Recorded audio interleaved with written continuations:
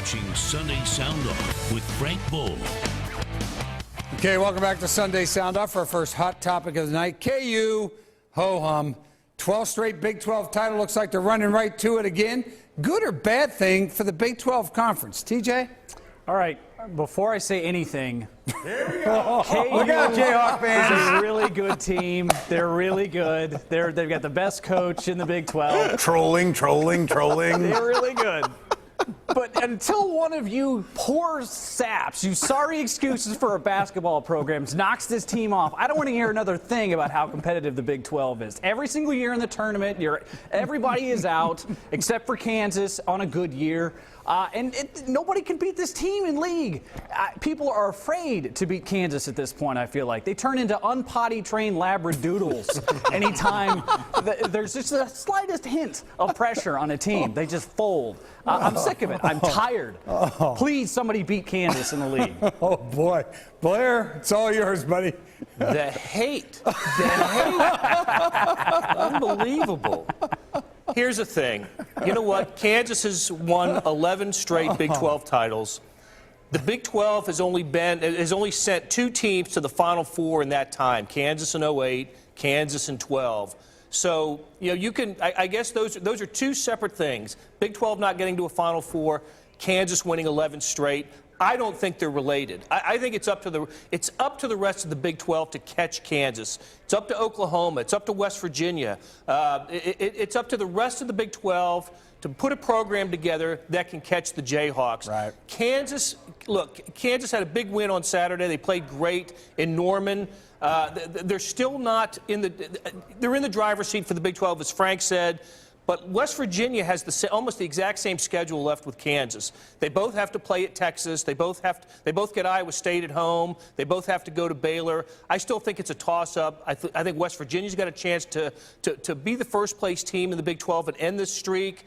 It's going to be tough to get Kansas. All right, Seren. Well, between TJ's outpouring of hatred for Kansas and Blair reading off each team's schedules, I don't suppose there's a lot of time left for me. There's plenty of time. So let me go ahead. Let me say this. Number one, no, it's not good for the league, right? Okay, it's not. It's great for Kansas, one of the great accomplishments in the history of college basketball, this streak, and they should do everything they can to keep it going. But it's not good for the league. But look, if we're going to talk about how Kansas's, championships in the league aren't that important, that their success in the tournament is more important, then let's see an OU or a West Virginia or somebody else go to the Final Four, because right now Kansas is the only team that does any damage consistently in the NCAA tournament. They need those schools more than they need them to knock off Kansas in the league. They need an OU or a West Virginia or Baylor or somebody sitting there in the Final Four besides or in addition to Kansas. All right, here's our second hot topic of the evening. Bruce Weber really struggling out in Manhattan, especially on the road. Wildcats have lost 13 straight road conference games. How precarious is his job? Blair?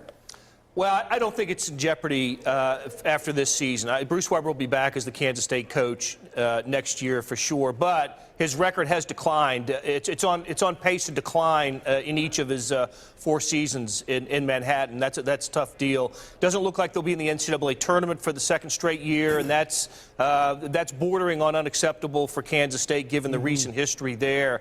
Look, they've had some tough luck lately. Kamau Stokes, the freshman point guard who had emerged as a really nice player, out for the season with an injury. It's a young team.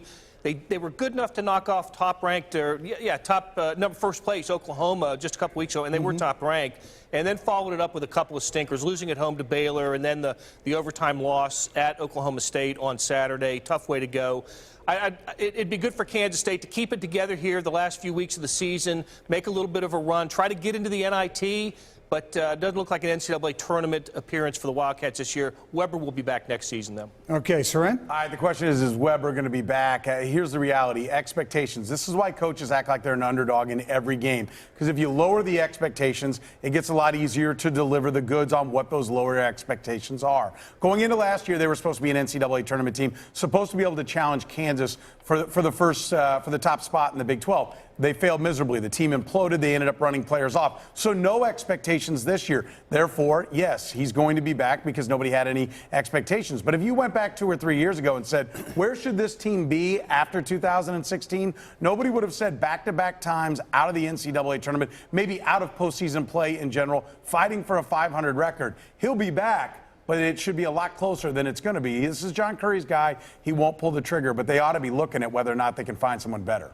TJ? Yeah, I mean, you need to win at least some road games. Nobody really has a whole lot of success on the road in college basketball, so that's not entirely surprising. There's still a lot of season left, in particular, home game against Kansas. And if he can beat Kansas at home, and that I know that game had a lopsided score at the end of it at Allen Fieldhouse, but that game was actually pretty competitive for the majority of the game. If they can beat Kansas at home, I think that Bruce Weber not only is safe, which I think he is regardless, but I think that people maybe start to have a little bit more expectations moving forward. Okay, our final hot topic, that 1996 story about Peyton Manning and his alleged sexual assault while he was on the campus of Tennessee has resurfaced. What's it all mean as far as his legacy is concerned? Soren. I mean, I think it's, barring some new evidence where we find out more about what happened there. I wasn't there. You weren't there. There's only a handful of people that were, and this seemed to have come and gone a long time ago. Now it's being brought back around. Why? I guess because Peyton Manning's big, and this is a chance to capitalize on, maybe the last time to capitalize on his name as he's the big centerpiece of the sports world. So, what do I think it's going to do? I think it's going to be ugly for the next few weeks. Then I think it'll fade away, barring some new evidence or some other stories that come out that tarnish his image. But I think this one will pass, and Peyton Manning will be remembered as the football player unless there's new evidence or a new situation. TJ? The odd thing about this story is that it's been around for a while.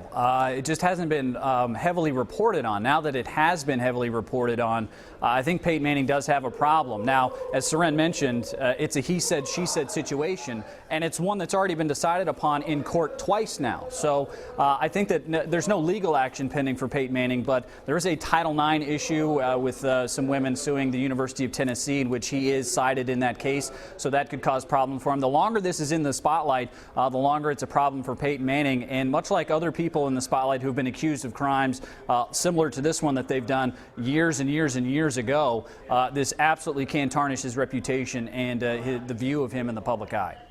Blair, what do you think? Now, are we talking about his HGH thing or the sexual assault thing? Which Yeah, of these right. Latest? I think where it's going to impact him perhaps is in the marketplace. He's probably the #1 pitch man in the NFL right now with the companies, the pizza, the insurance, you name it, he's pitching it. And I just wonder if these incidents are going to impact him there, impact the national perception of Peyton Manning.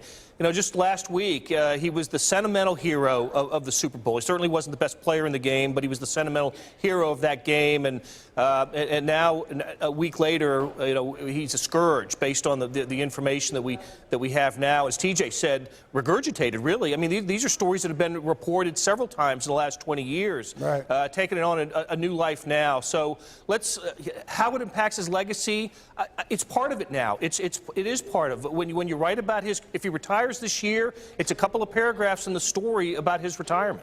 Yeah, absolutely. You're right. I think so, too. He is the pitch man for everybody. Everybody loves Peyton, and all of a sudden, a little tarnish here.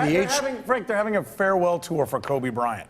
Do we not remember that he was accused of rape? That's a good point. I mean, I remember. And yes. it'll fade. Unless there's something conclusive, it'll fade. Okay, coming up next, we're going to get some final thoughts from the panel. It's their time to sound off on anything that's on their minds this weekend.